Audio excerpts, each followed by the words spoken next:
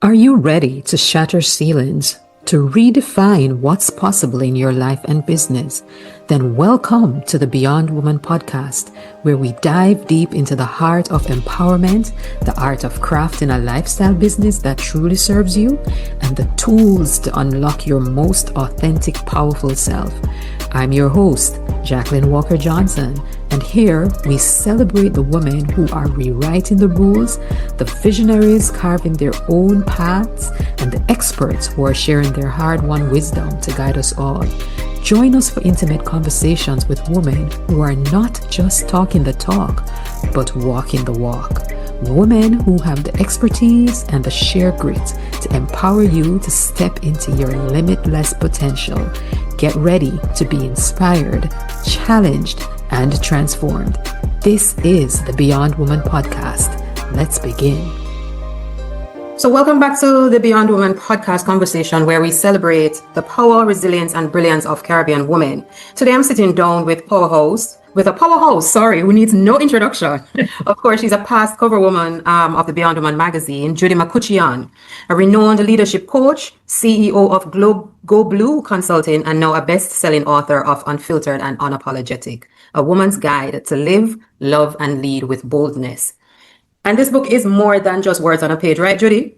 You better believe that. Your personal journey of healing, self-discovery, and transformation, woven together with practical wisdom for women who are ready to stop apologizing for their ambition and start living life on their own terms.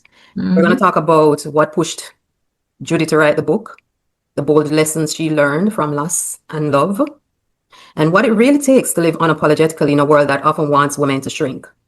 So get comfortable, because this one is going to be raw, honest, and all Judy.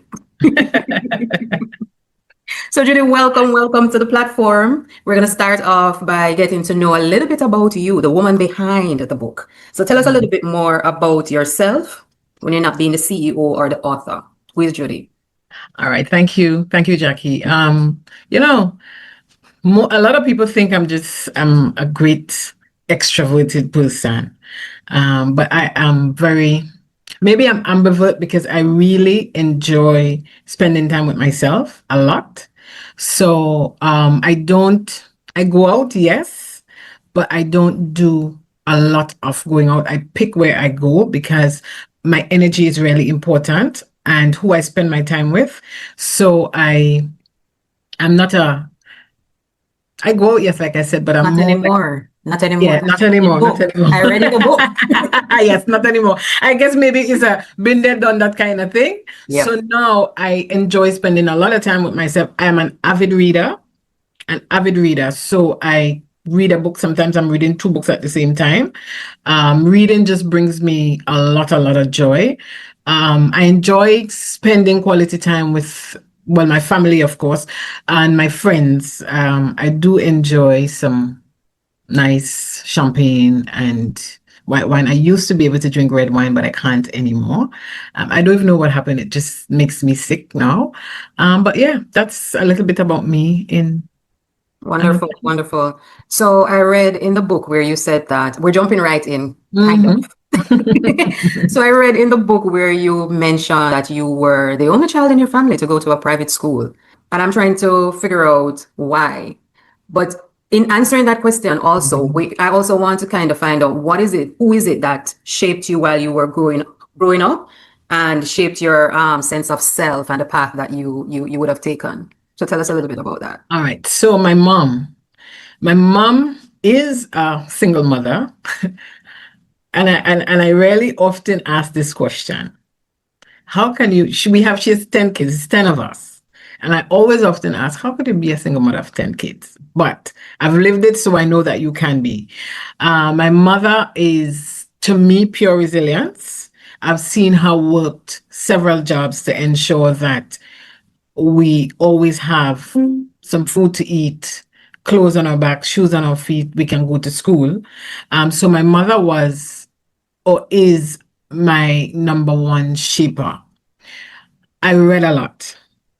Because we grew up we were poor. growing up. And so for me, reading took me to a whole new place. Like I would read all these books and I'd be transported into whichever country the book was set in. So reading also helped to open and expand my mind a bit.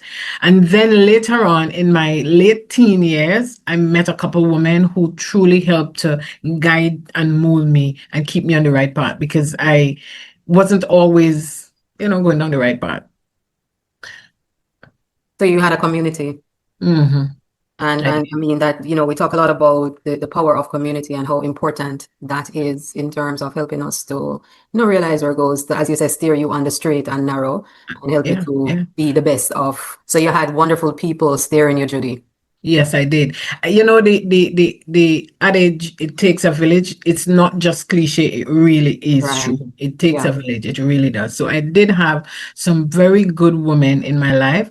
My older brothers and sisters also, because I remember my oldest brother, my mom did all these jobs and he would come around in the evening to ensure that we were inside, not outside. We did our homework and that kind of thing. So it really took everybody to make it a group of people. Wonderful, wonderful. I really hope that the kids nowadays have that.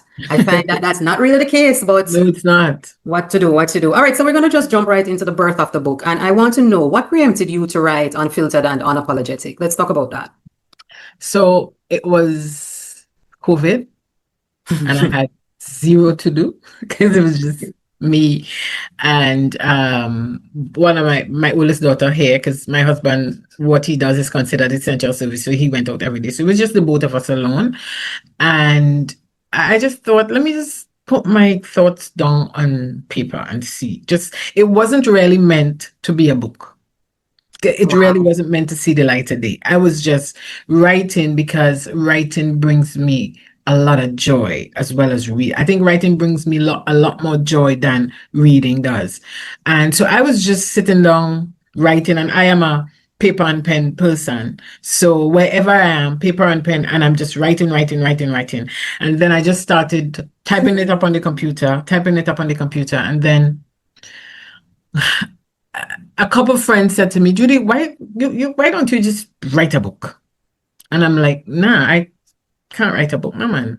And so I just left that. And then I have a friend who's an author, and during COVID I would be by her a lot because we live close. And I said, I started writing this thing, let me show you. And as I showed her, she started helping me to shape it. She said, you have a good book, you need to put the book out. And I'm like, no, this is just for my purposes. And I had 3-4 people just keep telling me the same thing. So I said, okay, I have something. I'm not calling it a manuscript. I just have something. And I asked a couple people, I had somebody in Barbados to do an edit for me. And then I wasn't really happy with that edit. And then somebody else started the edit. And then I said, you know what, stop. And I just kept that there for the longest while. However, in 2021, somebody from Forbes book reached out to me, and I was just thinking, this must be a scam. But I replied anyway. And so he asked to set up a meeting with his boss and whatever. So we did set up the meeting, we chatted, and then I said to them, no, I'm not going to do this. And I forgot about it, just completely forgot about it. And then in 2023, the same guy wrote me again. And I said, okay, let me take this meeting. So the meeting now is with a different person. And the conversation went extremely well. And I thought, okay, well, I have this thing that you call a manuscript. And so she said, what we can do is send it to us. We'd have somebody look it over and give some comments and do a review of it. And Jackie, the review was so good that I couldn't not do it. And so, yeah, I signed on with them. And but I want to ask you this, because you just lay it on us that somebody called. How does that work? They called you. Did they know about you? Did they know you? Somebody recommended you to them. What was it? I have no idea how they found me, like none. And that is why at first I thought it was a scam, because it's from Forbes Books, and I'm thinking, where you find me? I don't know. I'm just, And, like I always said, I refuse Forbes because I don't know, but they Well, came back perhaps it again. was So. perhaps it was just I remember when I'm trying to remember, and I hope I'm not wrong, but I remember when we did the interview for the cover woman, there was always something like a sign or something that's always leading you to your next. Was that the case? Right?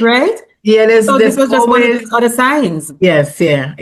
And I thought, but so when they came back again in 2023, I thought, okay, Judy, maybe you're supposed to do this. So let's do it. And yeah. And here you are, a Yeah. bestseller, which you didn't even want to do. You just felt like it was something for yourself. So there's Yes, a lesson in that, sometimes we think that things are for us, but actually it is something that we need to, move to towards. put out there. Yeah, yeah. Yeah. I was just writing for because it was all part of my healing journey to just let everything out, because one of the things I've learned is that certain things should not live inside our bodies. All the Right. pain and anxiety and frustration and everything that we would have experienced, the trauma, it shouldn't live inside our bodies. We need to find somewhere to put it. And so writing is my release to get it out. Wonderful. I hope somebody took that in a while ago in terms of, not hoarding these things inside of us, because it leads to other things. Yeah. All right. So let me ask you this. So in the whole journey of writing the book, was there any challenge? Was there any difficulty? I know you said you started out just penning your thoughts on paper and all of that, but when it really actually started to manifest into a book, was there any challenge, any difficulty, or everything was just smooth sailing? No, I had put it down for quite a while, because there was a point where I was thinking, like, I don't have any more to write. I don't know what else to write. So I had put it down for a long time, because I'm thinking, like, I can't go anymore, because this doesn't make sense. It really wasn't making sense to me. And so I just put it down. I wouldn't look at it. I'll just leave it. And, sometimes things would come and I would say, oh, let me just write this down in a book. Let me write this down in a book. And so by the time it really came around to structuring everything, I had most of the material already. And so they put you to work with a writer. And because I had most of my material, all they really helped me to do was structure it and say, okay, you need to write about this and write about this, or expand here or expand there. And so that guidance helped me to kind of make things flow a little bit. But I had like 95% of the material already. Okay, awesome. All right, so I want to talk about the heart of Unfiltered and Unapologetic. The book is personal. It's deeply personal to you, right? Based on what I've read, and also full of practical advice. How did you balance telling your story with creating some of those tools that are in the book that women can actually use? So I really had to filter some things, right? So like when I was writing about family and my siblings, I had to really filter what I wrote, because, I'm thinking, how is this going to affect? Because the book isn't just, yes, it's my story, but there are other people in it. So how do I balance that so that people don't see them in an unfavorable light? Because some stories are just what they are. Some stories, What it but is. they are my siblings are really good people. So I had to kind of filter out so that I don't make anybody upset. And then like some of my story, I just thought I won't talk about it in depth, but I could reference some of it so that I can tie it back to a lesson. But I really wanted to bring out that, it's okay to tell your story. It's okay. The things that happen are just things that happen. It's not you. It's just things that just happen, either to you or for you, but it's not you. It doesn't affect who you are, because a lot of times things happen to us and we take it on and we attach a lot of shame to it, and we try to make that our identity, but that's not who we are. That's not our identity. That's just something that happened. So a lot of times I had to rationalize okay, why don't you want to share this bit? Are you attaching some kind of shame around it, or is there another reason why you don't want to share it? So I had to do that filtering, and then what was left, I was able to then take some life lessons and just attach it to it so that people could see, if this happened, there are things that you can learn from it. I love that. I love that because, as you said, all of us have a story, and some of it's not so pretty. You know what I mean? And as you rightly say, I love the fact that you respected, so to speak, your family members, enough to kind of, because I know that might have been a little bit difficult for you because you're just you're just a badass. You're plain Judy.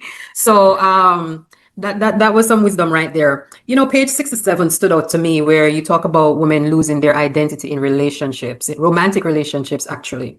What do you believe drives this pattern, and how can we reclaim ourselves? You see that way that we socialize to believe that our lives begin and end with a partner, a husband, or whatever. I think that script needs to be rewritten because we feel so incomplete, or we feel that something is wrong with us if we don't get married at a certain time, have children at a certain time, do this at a certain time. And so what happens is that a lot of us end up in I wouldn't say bad relationships, but a lot of us end up in relationships that we have no business being in, because we think that we need to be at a particular point. So when we get to that, we tend to shrink to fit into that particular space, because if space really isn't for us, but to be able to fit into that space, we just kind of shrink and contort ourselves so that we could fit into that space, because we feel that we need to have this. But what we're not taught is that we need to have ourselves first. Wow. And once we understand that we are who we need first and foremost, then we are able to determine the relationships that build us and the relationships that break us down, and know which one we want to be in. Boy, that is for me, that runs very deep, and a lot of the women who are listening to the podcast, once we get this published, might be saying easier said than done. What can you say to that woman who is thinking that it's easier said than done? I'll tell you, in my first marriage, I wasn't at a great stage of healing. I didn't even know what healing was. That's true. Right. And so I was in this relationship. I mean, Brian, God rest his soul, was a nice guy. But he had all these, I don't want to say flaws, but he had all these things that now that I am at this stage, I can look back and see a lot of things that were wrong, but not necessarily wrong because he made it wrong because of how he himself was socialized. And so sometimes we forget that men are socialized in a particular way. And if we don't dig into that, we could really end up in a problem, because a lot of times, I kind of carried the financial weight in the marriage, and it started to get really hard and really frustrating.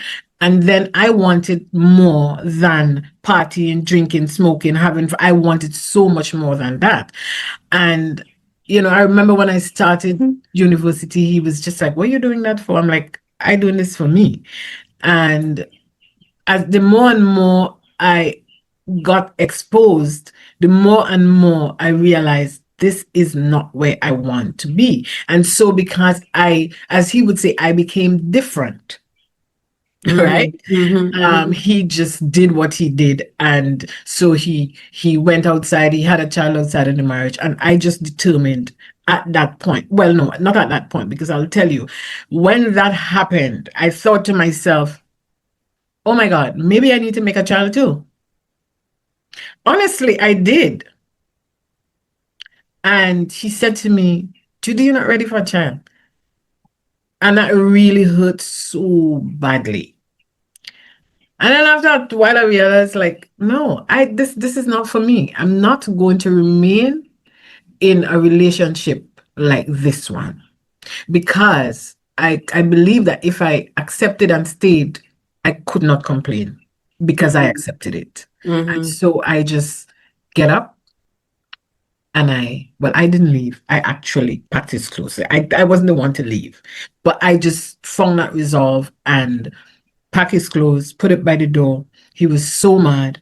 And I filed for divorce. I filed and paid for the divorce myself because at a particular point, I was just so tired and wanted to be completely out of that relationship. So sometimes we think that it's hard, but if we're able to first disconnect emotionally, the decision becomes a lot easier to just leave.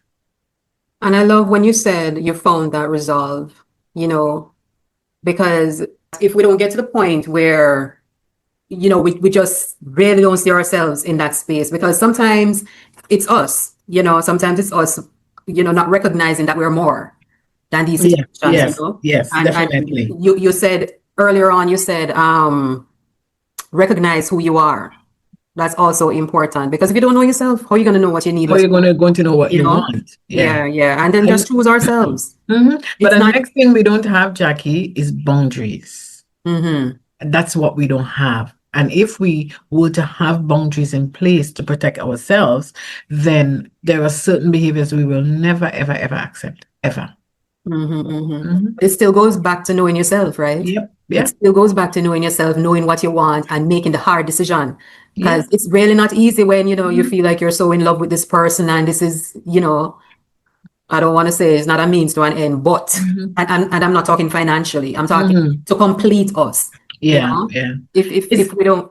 It's easy to stay. That's the easiest thing to do, to stay. Yeah. For sure. All right. I noticed that every chapter has a section, a conversation with yourself, like that kind of prompt. And I love that. Why was it so important for you to include that? Because originally my thought was to write the book in such a way that it brings us to the conversations that we have with ourselves and the conversations that we have with each other. So what I wanted people to do is reflect, because a lot of those things that I wrote there are things that I would have said to myself. Right? So I wanted it's like a reflection point for people to start to journal, so that they can. I'm a firm believer in journaling, by the way. So I really wanted people, I want people to use those prompts as journaling prompts to really help us identify what we're doing, who we are, and really where we want to go. I love that about it, because a lot of the times we read these books and yes, they're chock full of wisdom and all of that, but I feel like when you have those prompts and you're allowed to write down your thought, it reinforces, the lesson, and allow you to be able to see yourself in the lesson and to create change, because that's what I'm always about. It doesn't make sense for us to be all fluff and talk and, we have to drive change. We have to do what we can to drive the change. All right. So we want to talk in this section a little bit about breaking cycles and living boldly. You talk about the cycle of women putting themselves last. What does that really do to us in the long term? It makes us think or believe that we are not important. It's almost as if we don't exist. Again, growing up, you're as girls in a typical Caribbean household, girls are almost meant to serve the other people in the household. So we are cooking, we're washing, we're ironing, we're doing all of that as an act of service to other people. Nobody teaches us how to give ourselves service. And so because we don't know how, we just keep doing. I remember a friend said to me, they grew up, it's a particular culture, and to how they grew up, the girls and women will cook for the men, but they couldn't sit at the table to eat with the men. What? Yeah. What culture is that? I would love to know. It's a Garifuna culture in Belize. Don't know if it has changed, but she said then they will have to wait until the men finish and then they will eat. So that's kind of like we taught this kind of stuff, and so therefore we run ourselves into the ground, giving every single last piece of us to everybody else, and without keeping even a little piece for us, because then we don't think that we exist. We don't think that we matter. We don't think that we are important. So yeah, let's just give out pieces of ourselves to everybody else. And then we left empty, we left disconnected, we left angry, because we get angry and then we get passive aggressive with that angriness. And then there is all this disturbance in the home because we, within our own selves, we're empty and we're dissatisfied with the life that we have created, because we have created that life. Let us not make any joke about that. We have created that life by the choices that we would have made. And so we need to start to get selfish. I remember when I started to say, I'm not doing this. I'm not doing this. My husband said to me, you are so selfish. And I said, thank you. Thank you very much. It means I'm doing the right thing, because I had to stop and say, I'm not doing this anymore. I'm done. This is a two-person situation. It ain't just me alone. And if you decide you ain't doing, then none of us are doing, and let's see where we are. But I was just done because I was tired. Judy, do you think as women, I know this might sound harsh, but do you think as women that we just don't love ourselves? What are your thoughts on that? So, I always ask, I was having this conversation with a friend, and I was saying, like, who taught us how to love? Wow. Nobody. Because, Right. nobody taught our parents how to love and what is love. I have never, ever in my entire life heard my parents say, I love you. Never. Not that, now I know for sure my mother did by the acts of service she performed. But she don't know how to say it because she's never gotten that. And so I think it's really up to us to figure out what love looks like for us, because to be able to fundamentally, truly love somebody else, we have to have that fundamental love for ourselves.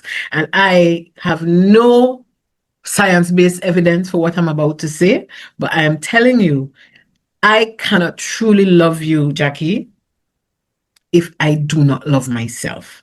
The Bible says, love your neighbor as you love yourself. That connotes that we need to be able to love ourselves first before we can love somebody else. So maybe that's my science-based evidence. But I still want to go even a little bit deeper. You have that kind of awareness, right? So what does love look like for you?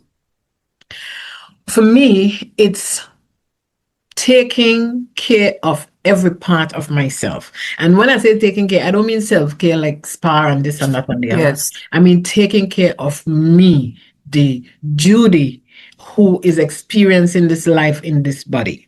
What do I need in any moment? Paying full attention to that. What do I need mentally so that I can give that to myself? What do I need physically so I can give that to myself? What do I need emotionally so I can give that to myself? What do I need spiritually so I can give that to myself? What do I need financially so I can give that to myself? It's knowing at the core what drives you, so that you can truly see yourself for who you truly are. Because a lot of times we look at ourselves through the lens of society. I don't look at myself through the lens of society. I look at myself through my own lens. Who are you, Judy? What are the things you want in your life? How much do you want the things that you say you want? How much do you love yourself to really commit and give yourself the things? So one of the things for me, like from a health standpoint, I always ask myself, like if I'm about to eat something, like always ask myself, are you loving yourself doing this? How is this contributing to the good, healthy human being you say you want to be? You want to be buff and toned, and how is this contributing to that? Tell me where the love for you is inside of all of that. So those are questions I literally ask myself all the time. I remember I had some clients and I gave them an experiment and I said, go in front of the mirror and tell yourself, I love you. Nobody could do it. Why is that? Because it felt weird to them. Because unless Jackie, you really accept you for who you are, like everything, your big nose, your big hip, your every single thing, it's difficult to stand up in front of a mirror and say, I love you and truly mean it. Yeah. I mean, like that mirror work is part of healing from all the parts of ourselves that we have given away. It's almost as if like we're calling back those parts of us that we have given away. So mirror work and really saying I love you is very, very important. You know, I remember some time ago, a long time ago, I tried to just look at myself for like 5 minutes, you know, like to just stand in front of the mirror. It wasn't even 5 minutes, but it was for a period of time to just look at myself, not saying anything, just looking at myself, looking at my eyes, looking at my hair, looking at my face, my skin, everything. And it wasn't even, it was a difficult exercise for me. So I think that that is such a powerful point in terms of us accepting ourselves as we are, right? And I love also this whole matter of asking ourselves, how does that contribute to me loving myself? And all those areas that you mentioned, the financial, the emotional, the mental, if we could only ask ourselves that, I think it would make us so much better and put us on the journey of healing and really loving and accepting ourselves. I love that. When we become curious about who we are and why we do the things we do, it brings such a high level of self-awareness that we certainly focus on the things that we want, the things that bring us joy. Not to say that we're excluding other people, but the focus, because right now we're thinking the focus is on us to bring us that healing that we want. Because unless we get that healing and that joy and that happiness and that all that goodness, we don't have nothing to give to nobody. We don't have that goodness to pass around. And so we have to learn to give ourselves that till we're overflowing so that we can start giving from that overflow. So for me, self-awareness is a big thing, and we become more and more self-aware by becoming more and more curious about who we are, asking ourselves loads and loads of questions and actually answering those questions. And as you're talking, another thing that came to me was this whole matter of as you said, it comes under self-awareness. You and I know that socialization and how we're cultured, you know, some of the things are good and some of the things are bad. You know, we watch our mother respond to someone in a certain way, and for some reason, it becomes a part of us too. I know I consciously had to, you know, realize the bad habits, so to speak, things that I didn't think were loving and contributing to my wholesomeness. And I had to consciously say, listen, okay, take for example, kindness. It doesn't come naturally to some people. Kindness is a gift, you know. It doesn't come naturally to some people, but I think that it can be cultured within us. Yes. We can become aware and say, boy, Jackie, you're not so kind, you know. What are you going to do about that? What are the steps that you're going to take in order for you to change that about you? And I feel like that is, you know, a part of what we're talking about here in terms of us just becoming more self-aware of, you know, and knowing the things about us, because we have bad things about ourselves. Of we need to change them. You know, we need to face them and we need to change them. That requires honesty, though. Yes, it does. It does. It requires honesty. But so why you laugh when you said that? Because I know it's the hardest thing for people to do is to face the truth about themselves. We'd rather hide, suppress, push down, and rather than face the truth and say, boy, I was really mean to that person. I should not have done that. I was so mean. Or to say, man, this happened to me. Why am I passing it on to somebody else? It really is hard for us to face the truth of who we are. That's just what it is. But what I do know is that a lot of our behaviors are learned behaviors. And if we could learn them, we could unlearn them. We just have to know that it's possible and there is something else better on the other side of our healing. Yeah, I love that. All right. I know I kind of alluded to this whole journey of being unapologetic and unfiltered and bold as being not easy. It's not easy, right? So let's be real. How hard is it, Judy, for us to lead bold, unapologetic, and unfiltered lives? And I should add, talk about your journey. Were you naturally like this, or did you have to get to this point? Growing up, I'm the 8 out of 10 kids and I'm the last girl. So therefore, I got a lot of leeway to do a lot of things and say a lot of things. So I used to say exactly what was on my mind, always. And, that would always bring a lot of confusion in the house because I just said what I had to say. But as I go along, I realize that, okay, Judy, you can say what you have to say, but you don't have to be unkind in saying it. So think about how the other person feels.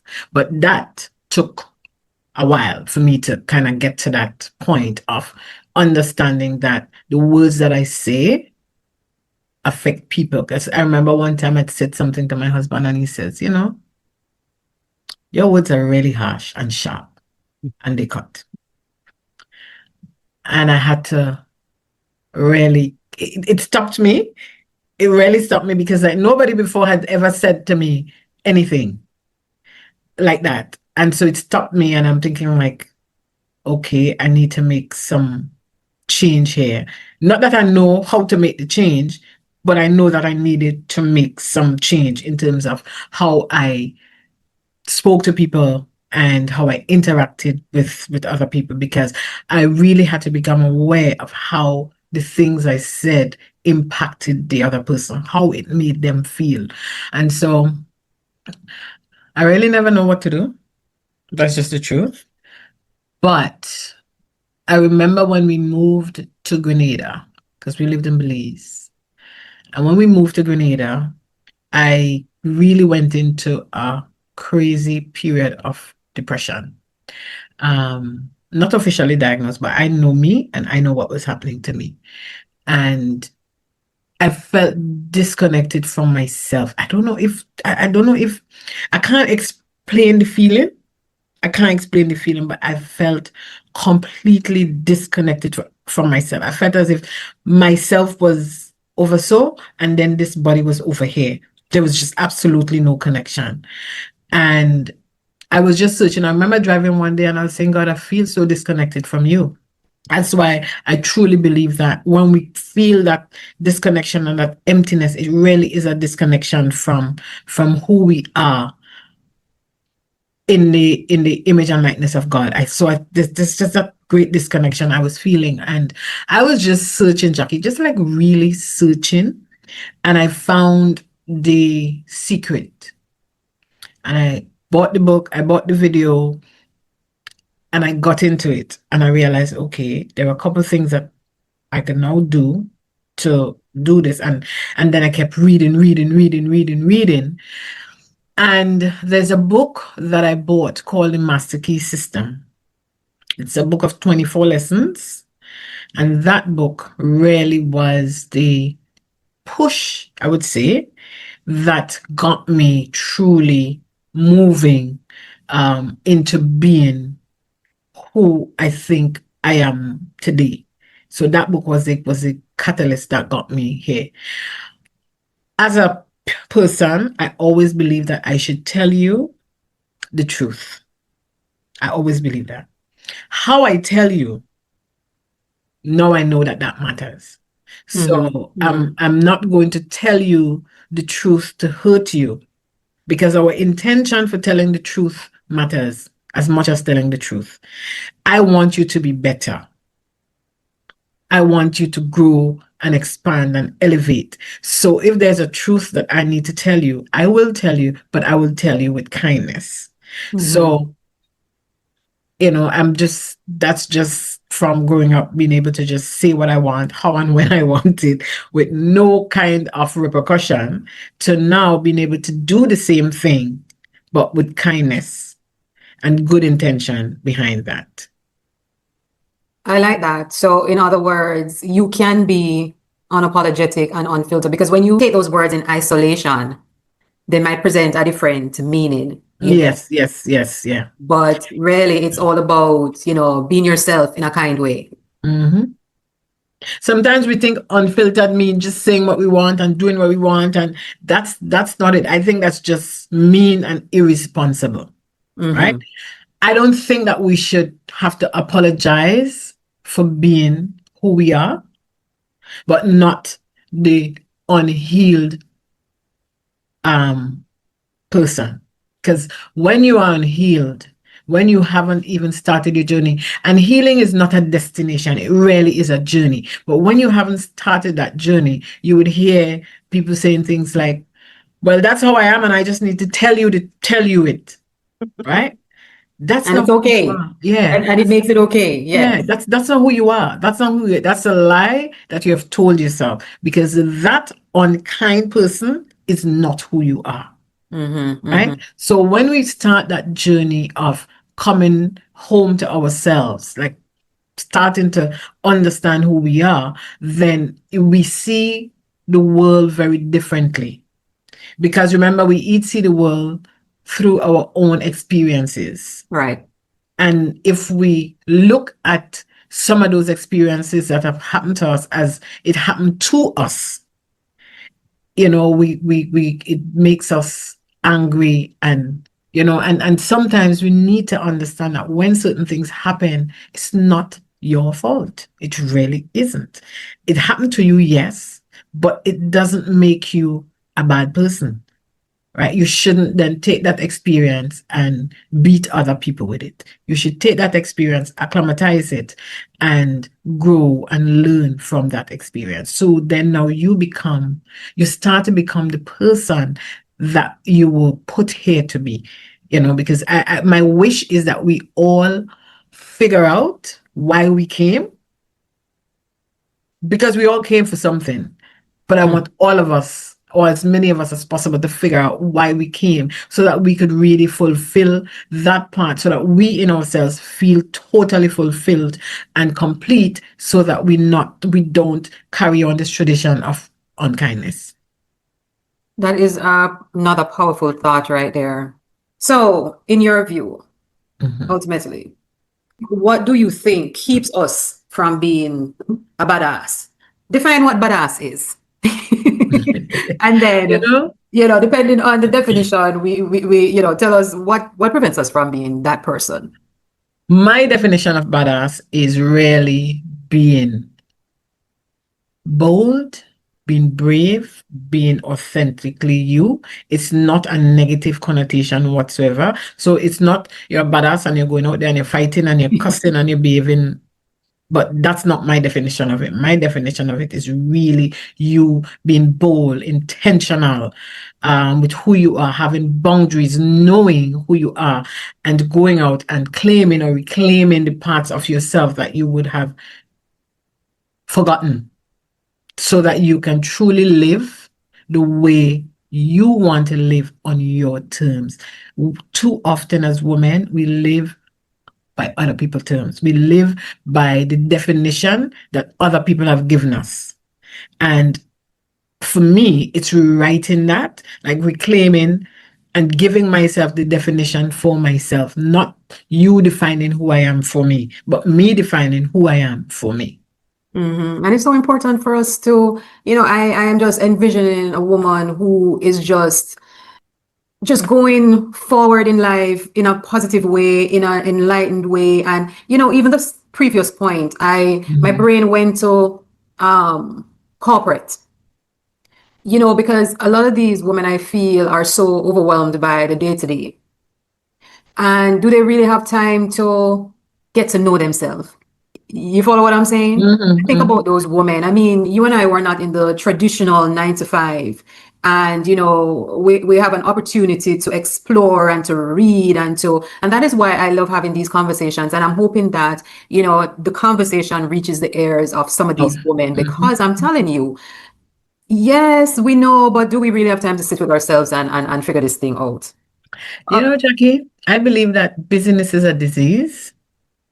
It really is a disease. It's an excuse that we use not to do some of the things that we want to do, because I also believe that we do the things that's important to us. We also don't want to take the time to figure out who we are because it's scary. So we put a whole lot of other things. Yes, we have 24 hours in the day, but I say to people, if you were to write down every single thing that you did from you wake up till you go to bed, you will realize that there are a lot of things inside there that you shouldn't be doing. You can find a quiet time. I had a client and I said to her, do you know that you have 5 lunch times? Like 5? Okay. You can just go and sit in the park or take your lunch and go. You have 5 lunch times. So we have time. We do have time. So what are we so busy doing that we have to now then say, okay, I'm too busy. I don't have time to sit down and do this. I'm time to sit down and do that. Busy is really a disease. All right. Judy, give us 3 practical tips to becoming the badass. We're still on the badass, right? Mm-hmm. Give us 3 practical tips to becoming the badass version of ourselves, please. 1, I'd say become curious about who you are. Try and figure out why you do the things that you do, the way that you do them. 2, when you've gotten the answer to that, what changes things that need to be changed. And about that, self-awareness, yes. And the third one is be committed to that change. As simple as that. Yeah, commitment is really where it's at, because we have to decide every single day, Jackie, to be a good person. It's a decision that we make every single day. So when you've identified the change, make the change and just be committed to it. You talk about gratitude as part of your journey. Why is that such a critical ingredient in healing and bold living? When I was starting out, I bought a gratitude journal. No, I didn't know what I was doing, right? I could tell you that. No idea. But I bought a gratitude journal and I started just every morning before I do anything, I'd wake up before everybody in the house and I would just write down a bunch of things that I was grateful for. I had to remind myself that every part of my life wasn't bad, that there were really good parts, that there were things that I had accomplished. And so I had to remind myself that there were people who love me. Because sometimes life gets to the point where we think nobody loves us. Right? Nobody, or we think we have no friends in this world. I had to remind myself of that. And so I started writing down all the things that I was grateful for, all the things that I was that were good in my life. I just started writing them down. And what that did was really, it took me out from this always me mindset to, oh my God, I've done all of this. I've accomplished all of this. So many people love me. I have so many friends. What am I doing? And so that just helped to change the energy in which I operated and push me forward, give me momentum to keep going, to keep accomplishing, that kind of thing. I love that. What is the big overarching takeaway that you'd want women to have when they read your book?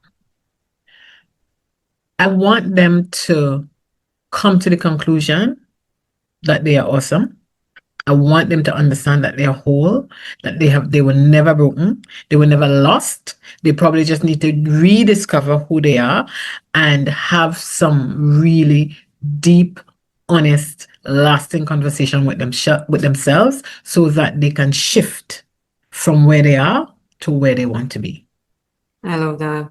All right. If a woman is listening to this conversation, Judy, and she feels stuck, she feels small, or perhaps even scared, what's the one thing you'd want to say to her and for her to take away from this conversation?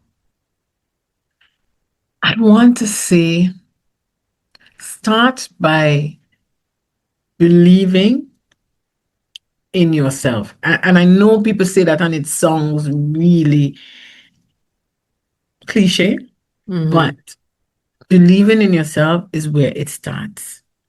Believing in your ability. Because I had to believe in me to get to anything, because the starting point of anything, Jackie, is self. And that's where we start. So start with you. Start with believing that you are a good person. Start with believing that. And if you can't look to that big thing, start believing one little thing about yourself. You know, find something really good about yourself and believe it. Because like you said, when we stand in front of the mirror, what we find is faults. Every single thing that's wrong. We have a blemish, we have a thing, we have a thing. Find something really good about yourself and just believe it and start from there. Because that's the only place you can start. You cannot start anywhere else.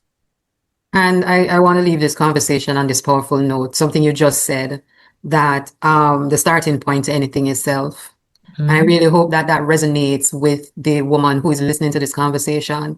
And as you said, believe in ourselves. And oftentimes, because of different things, we can't find even a simple thing to love about ourselves. We have to find that one thing.